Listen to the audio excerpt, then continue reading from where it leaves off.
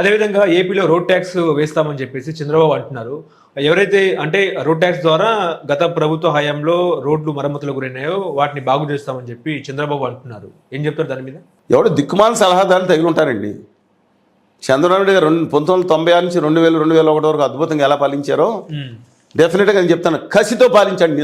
తను నిరూపించుకోవడానికి చాలా కష్టపడ్డారు. ప్రాణం పణంగా పెట్టి రాత్రి వాళ్ళు కష్టం పెట్టి పనిచేశాడు వారు చంద్రబాబు గారు. ఆయనకి అద్భుతమైన టీం కూడా పనిచేసింది. రణదీప్ సుబ్రహ్మణ్యం గారు కానీ పక్కన ఎవరైనా సార్ అధికారులు కానీ సలహాదారులు కానీ కసితో నిరూపించుకుని రామారావు గారు లాంటి టవరింగ్ పర్సనాలిటీని ఆయన దెబ్బ కూడా వచ్చారని దాన్ని పోగొట్టుకోవడానికి రాత్రి వాళ్ళు కష్టపడ్డారు. మైక్రోసాఫ్ట్ ఇంకోటి రానివ్వండి ఏదోటి ఆ కేంద్ర ప్రభుత్వం తర్వాత 99 అధికారులకు వచ్చిన తర్వాత 2-3 సంవత్సరాలు ఎర్రనాయుడు గారిని పెట్టుకున్నాం లేదా ఇంకోటి పెట్టుకుని ఎన్ని నిధులు కావాలంటే అన్ని నిధులు తీసుకురావడానికి ఉమ్మడి రాష్ట్రానికి చాలా కష్టపడ్డారు. లాస్ట్ మీటు 2023లో కొంచెం ఆయనకి ఇక ఆహం వచ్చిందని వేరే సంగతి. కానీ 2014-19 ఆయన పాలన ఆయన మొత్తం చరిత్రలో కూడా 1 సంవత్సరాలు మినహాయించి చాలా అధ్వానమైన పరిపాలన. ఎవరిని ఏమైనా అనుకోండి, ఐ డోంట్ మైండ్. బట్ ఇవాళ నేను దయచేసి వారు కోరుతున్నాను, మీకు ఎవరు దిక్కుమాల సాధ దొరికారు లేకపోతే అత్యలుగు గల అధికారులు ఇచ్చారు రాష్ట్రాన్ని సర్వనాశనం చేసే దిశగా మాత్రం మీరు వెళ్ళొద్దని కోరుతున్నాను. ఎస్, ఇదే మాట మాట్లాడుతుంది. ఎందుకంటే రాష్ట్ర హక్కులని తాకట్టు పెట్టిన మాకండి సార్. నాకు అర్థం కాదు. వేరే వార్త వచ్చింది నిన్న, చూడలేదు. తర్వాత నిన్న ఎవరు చూపించారు. ఈయనంట మీటింగ్ పెట్టి అక్కడ గోదావరి జిల్లాలో అందరూ మా గోదావరి జిల్లాను వరద గోదావరి, గొర్రెలు గోదావరి అని చాలా తప్పు మాట్లాడుతున్నారండి. మా జిల్లా ఎమ్మెల్యేలు ఏమనుకున్నారు? ఒక్కొక్కరు దమ్మున్నాళ్ళు. అల్లూరు సీతారామరాజు జిల్లా గంగిరెద్దులా తలూపారు, గొర్రెల్లాగా ఒప్పుకున్నారు. చంద్రబాబు నాయుడు గారు మొదట ట్యాక్స్ మీ నెత్తి మీద వడ్డిస్తాను, తోలు తీస్తాం, మీ గోదావరి జిల్లాలోని పైరెట్కి ఒక్కొక్కరిని తిక్కడి చేస్తామంటే గొర్రెల్లో ఒప్పుకున్నారు. మా గంగిరెద్దులా తలపి అనమాకండి. మా వాళ్ళు ఆత్మగౌరవం ఉన్నాడు. మా వాళ్ళు బానిసలు కాదు. మిగతా శ్రీకాకుళం జిల్లా, అనంతపురం జిల్లా, ఆదిలాబాద్ జిల్లా అలాగే అన్ని ఎమ్మెల్యేలు ఉన్నట్టే మా గోదావరి జిల్లా ఎమ్మెల్యేలు కూడా ధైర్యం ఉన్నాళ్లే. తమ వేలు పెట్టి తమ ప్రజల కళ్ళతో పొడుచుకొని ఇవ్వడానికి ఒప్పుకోలేడు. మరి ఎలా వార్త వచ్చిందో నాకు తెలియదండి. ఏంటండి, గోదావరి జిల్లా వాళ్ళని ముందర బలి చేస్తారా? అమాయకులుగా కనబడుతున్నారు. ఏం పెట్టారు? 1956 నుంచి రాష్ట్రం వచ్చిన కానీ దాంట్లో ఏం ఇండస్ట్రీస్ పెట్టారు? నేను అడుగుతాను, ఏమి అభివృద్ధి చెందింది? సరాదర్ కాటన్ రాయలసీమ కూడా అభివృద్ధి చెందలేదు, మిగతా మహబూబ్ నగర్ అభివృద్ధి చెంది. నేను మాట్లాడతాను. కానీ ముందు ఈ 2 జిల్లాల సంగతి చెప్తున్నా. ఎప్పుడో సర్దార్ కాటన్ నమస్కారం పెట్టుకుంటాం, ఆయన విగ్రహాలు పెట్టుకుంటాం. మా ఊళ్ళో ఆయన వచ్చే నీళ్ళే 11 నెలలు నీళ్ళు వస్తున్నాయి. ఆ 12 నెలలు నీళ్ళు వచ్చాయి. కాలువలు మరమ్మత్తు కోసం ఎండాకాలం కొంచెంసేపు ఆపుతారు, అందులో ట్యాంకులు నింపుకుంటాం. ఇవాళ అక్కడ పరిశ్రమలు లేకుండా, అది ఏమీ లేకుండా ఆఖరికి ఎన్ఐటి కూడా ఆ చనిపోయిన నానా తిప్పలు పడితే పైడికాయలు మాణిక్యరావు గారు లేకపోతే అక్కడ మిగతా వాళ్ళు లేకపోతే బుచ్చయ్య చౌదరి గారు చేసిన కొన్నో వీళ్ళందరి వల్ల కొన్ని 1-2 ఇన్స్టిట్యూట్స్ అది కూడా దిక్కులేదు. ఉన్న ఓఎన్జీసీ అన్నీ ఎత్తుకుపోయారు, స్టేషన్లు ఎత్తేసారు. అలాంటిది ఏముంది ఆ జిల్లాలకు? పాపం ఇవాళ ఆ జిల్లాను తీసుకొచ్చి బాత్రూడానికి బయలుదేరారా? నేను అడుగుతున్నాను, ఏంటండి తోలు తీస్తారా? నేను అడుగుతున్నాను. అంటే గుంతలు చంద్రబాబు నాయుడు 96 నుంచి 2004 వరకు గుంతల ప్రభుత్వం నడిపారా? 2014 నుంచి 19 వరకు గుంతల ప్రభుత్వం నడిపారా? జగన్మోహన్ రెడ్డి గారి టైంలో నాకు కోవిడ్ వచ్చింది, అది వచ్చింది అని చెప్పి ఆయన ఆదాయం తగ్గిపోయిందని లాస్ట్లో 2 సంవత్సరాలు రోడ్ల మీద దృష్టి పెట్టలేదు. చాలా ఇబ్బంది జరిగింది. మేము లక్షల కిలోమీటర్లు తిరిగిన మా బాగా తెలుసు. జగనన్న మసాజ్ పథకం అనుకుని జోకులు కూడా వేసుకునే వాళ్ళం. రోడ్లు అప్పుడు చంద్రబాబు నాయుడు గారి హయాంలో కూడా కొన్ని రోడ్లు ఇబ్బందులు ఉండొచ్చు, అది వేరే సంగతి. కానీ ఇప్పుడు గోతులు కావాలా, మీకు ఇది కావాలా, దీంట్లో సంపద సృష్టిస్తారు. ఏం మాట్లాడతారండి? దయచేసి వాళ్ళ పార్టీ వాళ్ళు కూడా జంప్ చేస్తున్నాను. ఇలాగే చేసి ఆయన్ని అటకెక్కిచ్చేసి మొత్తం పంపించేశారు. మళ్ళీ తిరిగి ఆయన చరిత్రలో తిరిగి ఆంధ్రులు ద్రోహం చేసిన వాడి వల్ల మీరు మీ ఎమ్మెల్యేలు దయచేసి ఆయన చేయొద్దని చెప్పి మై హంబుల్ రిక్వెస్ట్. ఆయన మీద గౌరవంతో చెప్తున్నా. ఆయన అరెస్ట్ చేసినప్పుడు నిజంగా బాధపడ్డాం మనస్ఫూర్తిగా. నాకున్న దానికి నేను బాధపడితేనే మాట్లాడతానండి. ఆయనకి వెళ్ళాం, దేశంలో అక్కడ పాల్గొన్నా. తర్వాత మోతుకుపల్లి గారు వెళ్ళినప్పుడు హైదరాబాద్లో అక్కడ పాల్గొన్నా. ఢిల్లీ వెళ్ళి లోకేష్ గారు నిరాహారదీక్ష చేస్తుంటే అక్టోబర్ 2వ తారీఖున సంఘీభావం తెలియపొచ్చున్నాడు నేను ఆయన వేదిక. కానీ ఇవాళ ఈ విషయంలో మాత్రం తిరిగి ఆయన ఏ ప్రపంచ బ్యాంక్ చెప్పిందా ఇంకోటి చేతగా నేను మాట్లాడను. కానీ ఇది దయచేసి చెప్తున్నా, బానిసల కింద ఆంధ్రప్రదేశ్ ప్రజలు చేసే దుర్మార్గమైన చర్యలకి పాల్పడవద్దని మై హంబుల్ రిక్వెస్ట్. ఎవరో మిమ్మల్ని తప్పుదారి పడిస్తున్నారు.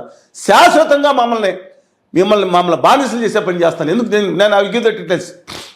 ఆంధ్రప్రదేశ్ ఏర్పడినప్పుడు కొత్తలో ఆంధ్ర రాష్ట్రం ఏర్పడినప్పుడు రోడ్ల ద్వారా వచ్చేది ₹1 కోటి, 2 కోట్లు కూడా ఉండేది కాదు. ఎందుకంటే వెహికల్స్ 500 వెహికల్స్ కూడా అమ్మేవారు కాదు జిల్లాకి. ఇవాళ ట్యాక్స్ ఎంతో తెలుసా మీకు? రోడ్ ట్యాక్స్ చెప్పండి.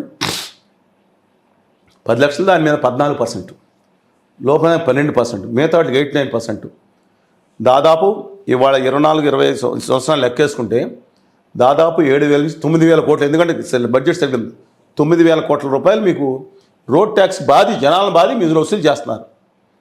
ఇది కాకుండా కేంద్ర ప్రభుత్వం 28% ట్యాక్స్ చేస్తుంది వెహికల్స్ మీద, జిఎస్టీ. దాంట్లో 42% వాటా మన ఆంధ్రప్రదేశ్కి వస్తుంది, అన్ని రాష్ట్రాలకి.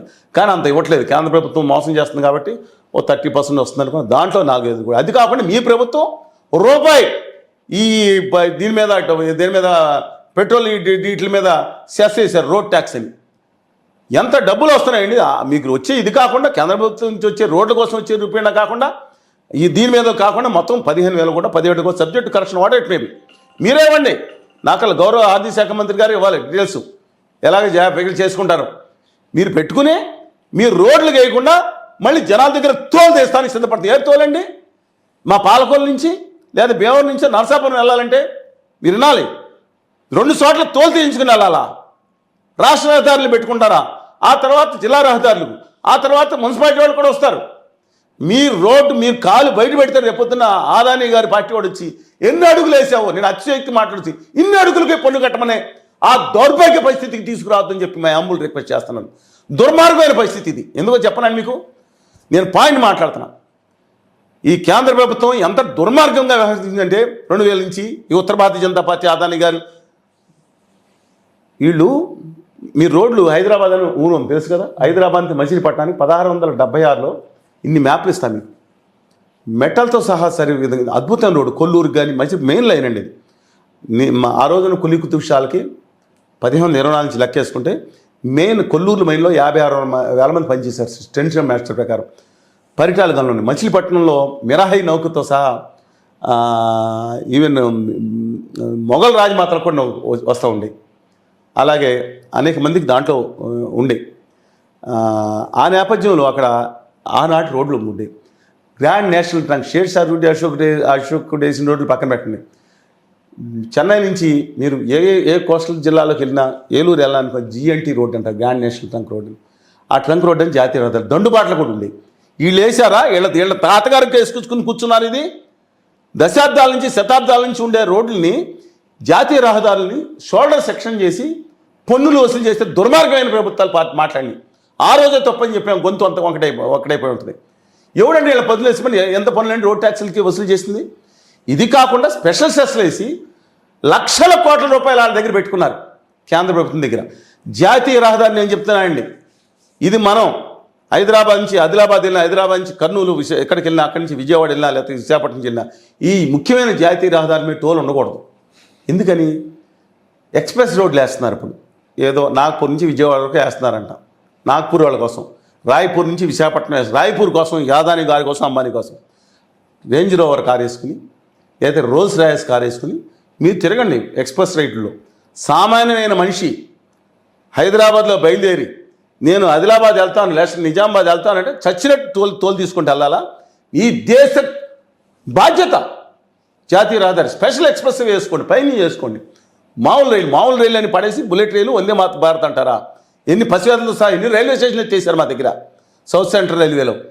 నేను చెప్పేది ప్రతి పాయింట్ నేను చెప్తానండి. వాళ్ళ పార్టీ ఉండొచ్చు, కాంగ్రెస్ పార్టీ ఉండొచ్చు, సిద్ధాంతం మీద మాట్లాడుతున్నాను నేను. మధ్యలో కాంగ్రెస్ పార్టీ కూడా వచ్చింది, అదే కంటిన్యూ చేశారు కదా. దేనికి? వీళ్ళకి ఆదాయ వనరుగా మారిపోయింది వీళ్ళకి. నేను అడుగుతా ఉన్నాను, మీకు స్పెషల్ రోడ్లు వేసుకోండి. ఇన్ని లక్షల కోట్లు కలెక్ట్ చేసి మీరు కేంద్ర ప్రభుత్వం జాతీయ రహదారులు మెయింటైన్ చేయలేరా? ఎక్స్ప్రెస్ రోడ్లు వేసుకోండి, సూపర్ ఎక్స్ప్రెస్ రోడ్లు వేసుకోండి, బుల్లెట్ రైలు కట్టుకోండి. సామాన్యులు మాత్రం నడ్డే వద్దన్నా. అదే బాధ ఉంటే జాతీయ రహదారులే బాధపడుతుంటే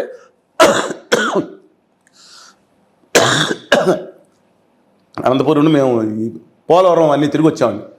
కొంచెం ఆ గ్రామాలు కొంచెం ఇబ్బందిగా ఉంది. సరే, ఏదన్నా ముంపు గ్రామాలు పరిద్దాం. నేనేమన్నానంటే ఇది చాలా తప్పుడు చర్య. ఇది చాలా తప్పుడు చర్య. ఇది రేపొద్దున్న రాష్ట్రానికి అంటారు, తర్వాత మేము ఆటోలకి మోటార్ సైకిల్కి అంటారు, రేపొద్దున అది కూడా పెడతారు.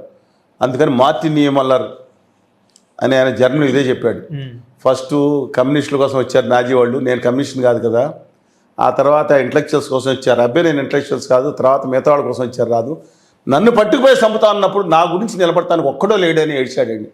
అందుకని వాళ్ళకి అయిపోయింది, లేకపోతే ఇంకోటి అయిపోయింది. హైదరాబాద్ హైడ్రాక్ నాగార్జున గారికి బలి కొట్టారు, పల్లంరాజు గారికి బలి కొట్టారు, తర్వాత సామాన్యులకు వచ్చినప్పుడు నేను అనేది కొడతాం. అది రెండింటిని వేరియేషన్. కానీ ఇవాళ మాత్రం ఇది దుర్మార్గమైన చర్య, తప్పు అంట్లా దుర్మార్గమైన చర్య. సంపద దాంతో సృష్టిస్తారా, లేదా గోతులతో బతకాలా?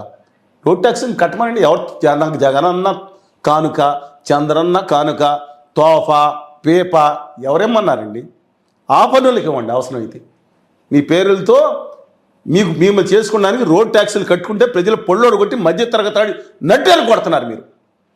ఇవాళ 2014 నుంచి 19 వరకు ట్రూ అప్ ఛార్జెస్ బోత్ స్టేట్స్లో 2019 నుంచి అప్పుడు జరిగిన సర్దుబాటు ఛార్జీలు, అంటే 2014 సర్దుబాటు ఛార్జీలు ఇవాళ ఆంధ్రప్రదేశ్ పుట్టిన తర్వాత 2015 ఇంత భయంకరమైన ఛార్జీలు. నేను సిపి రామకృష్ణ గారు ఇచ్చారు చూసుకోండి. ఇంత భయంకరమైన ఛార్జీలో పక్కన ఎవరు పే చేస్తున్నారండి? నేను అడుగుతున్నాను దీంట్లో. ఎస్, ఇది రిలవెంట్ పాయింట్కి అయినా ఇవాళ ఎలక్ట్రిసిటీ ఎవరు కట్టాలి? జెన్కోకి ఏమైంది? అద్భుతమైన జెన్కోలు ఉన్నాయి ఆంధ్రప్రదేశ్కి, తెలంగాణకి. ఇవాళ ఆ పంపుడు స్టోరేజ్ బయటకు వెళ్ళి సాఫ్ట్ లోన్ తెచ్చుకుని 3%లో కట్టుకోలేరు. రాష్ట్ర ప్రభుత్వంలో ఉన్న నీళ్ళనే ప్రాజెక్టుని ఆళ్ళకిచ్చి నైట్ టైం పీక్లో డిమాండ్కి 10 రూపాయలు అమ్ముకుంది, వాళ్ళకి ప్రాజెక్టులు ఇచ్చి 3%, 4% లోనికి ఆంధ్రప్రదేశ్ ప్రభుత్వం తెచ్చుకోలేదా? తెలంగాణ ప్రభుత్వం తెచ్చుకోలేదా? ఇవాళ వీళ్ళకి పవన్ ప్రాజెక్టులకు 1000 ఎకరాలు ఇస్తున్నారు, సోలార్ ప్రాజెక్టులకి 5% లోన్ తెచ్చుకుని రాష్ట్ర ప్రభుత్వానికి ప్రజలకి పావులకు రూపాయి దోచుకుంటా ఉంటే వీళ్ళందరూ ఈ పాలకులందరూ, ఏ పాలకుని మాట, ఈ పాలకులందరూ ఒకటేనండి. పాలకులందరూ దాదాపు ఒకటే విధంగా ప్రయత్నిస్తున్నారు. భావితరాలు దెబ్బతిండి. నేను మాట్లాడేది భావితరాలు. మీరుంటారు ఎక్కువ కాలం, నేను ఉండకపోవచ్చాం.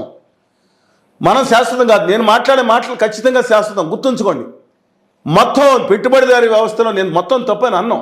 కానీ ఆదాని, అంబానీ లేదా వీళ్ళని కాదు, మల్టీనేషనల్ వాళ్ళని తీసుకొచ్చి పంపుడు స్టోరేజ్లు ఈ మన భవిష్యత్తున్న మన రాష్ట్ర నీళ్ళని వాళ్ళకి అప్పచెప్పి వాళ్ళ చేత ప్రాజెక్టులు కట్టుకుని పంపుడు స్టోరేజ్లు ఎకరాలు ఇచ్చేసి పావులా బేడాకి ఎకరాలు వేలాది ఎకరాలేమో సరళ ప్రాజెక్టులకు ఇచ్చేసి వాళ్ళ దగ్గర నుంచి 5 రూపాయలకు 3 రూపాయలకు కొంటామని చెప్పి అగ్రిమెంట్ చేయించుకుని జనుకో పెట్టలేదా?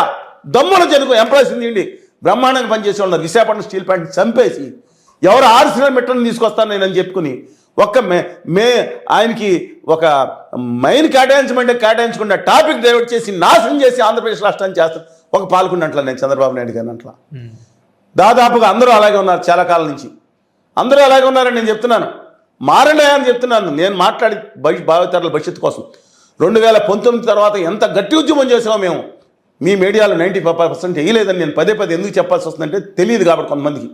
ఢిల్లీలో యాత్రలో 26 జిల్లాల్లో చేసిన 90% మా గొంతు వినిపించిన వాళ్ళు. మేమే పాపం చేసామని బూతులు ఇట్టామా, కొట్టామా, లేదంటే ఎవరన్నా తల్లులు తీస్తున్నామా, చెప్పులు తీసుకొట్టామా, లేదంటే ఎవరన్నా బూతులు అసభ్యంగా మాట్లాడానా? నా జాతి హక్కు, తెలుగు జాతి కోసం మాట్లాడుతున్నా, ఆంధ్రుల కోసం మాట్లాడుతున్నా, తెలంగాణ కోసం మాట్లాడుతున్నా. నేను చేసిన తప్పు ఏంటో చెప్పండి సార్. దయచేసి తక్షణమే దీన్ని వివరించుకోవాలి. With due respect. కావాలంటే వాళ్ళకి ఫోల్డెడ్ హ్యాట్స్ అడుగుతున్నా. దయచేసి మీరు విరమించుకోండి. చరిత్రలో ద్రోహిగా మీరు మిగిలిపోయే అవకాశం. ఇవాళ మిమ్మల్ని పొగడొచ్చు. మీరు ఏదైతే నిధులు ఉన్నాయో దాని ద్వారా అప్లై చేయండి. అసలు జాతీయ రహదారులని తీసేయమని చెప్పండి. ఏది జాతీయ రహదారుల మీద టోల్ పెట్టి ఎక్స్ప్రెస్ టోల్ వేయమనండి. అగనంపూడి చెక్ పోస్ట్ సంగతి ఏంటో తేల్చండి. విశాఖపట్నంలో పల్లా శ్రీనివాసరావు గారు నడుతున్న మంచి మనిషి ఆయన. మీరు ధర్నా చేశారు కదా, అదొకటే తీయించలేకపోయారే. దేనికి పెట్టారు ఆ చెక్ పోస్ట్? నా చిన్నప్పుడు పుట్టక ముందు నుంచి ఆ టైపులో పెట్టుకున్నారు. ఊరు మధ్యలో చెక్ పోస్ట్ ఏంటి? గ్రేటర్ విశాఖపట్నం పరిధిలోకి వచ్చే దాంట్లో ఇదే టోల్ గేట్ ఏంటి? 100 కోట్ల రూపాయలు 1000 కోట్ల రూపాయలు ఏ విధంగా జరుగుతుంది? గమనించండి అయ్యా, మారండి అయ్యా, సామాన్యులు నడ్డీరు మాకండి అయ్యా. అంటే మోటార్ సైకిల్ ట్రక్కులు వచ్చేవాడు ట్యాక్స్ పడితే అవి మరి సామాన్యులు పెరగవండి. చిన్నపిల్లలు వీళ్ళందరూ చిన్నపిల్లలుగా చాక్లెట్ పెట్టినట్టు చెప్తా ఉన్నారు. తప్పండి. గోదావరి జిల్లా ఎమ్మెల్యేలారా, మీరు కూడా మిగతా అందరిలాగా దమ్మున్నాడు. బానిస జాతి కాదు మీరు. అల్లూరి సీతారామరాజు స్ఫూర్తి తెచ్చుకోండి. మన ఏలుతో మలకన్నే పండించడానికి ఆదాని కంపెనీ ఇంకొకళ్ళు వస్తే మాత్రం రోడ్ల కంపెనీ దయచేసి మీరు ధైర్యంగా నిలవడం చెప్పి మీరు అందరూ చాలామంది మిత్రులు ఉన్నారు. With due respect you. వీళ్ళు ఏదైతే మాటలు గంగిరెద్దులు అన్నారో వాళ్ళని తిప్పి కొడదాం. మనం ఆత్మగౌరవం ఉన్న వాళ్ళగా నిరూపించుకుందాం అందరిలాగానే. నమస్కారం.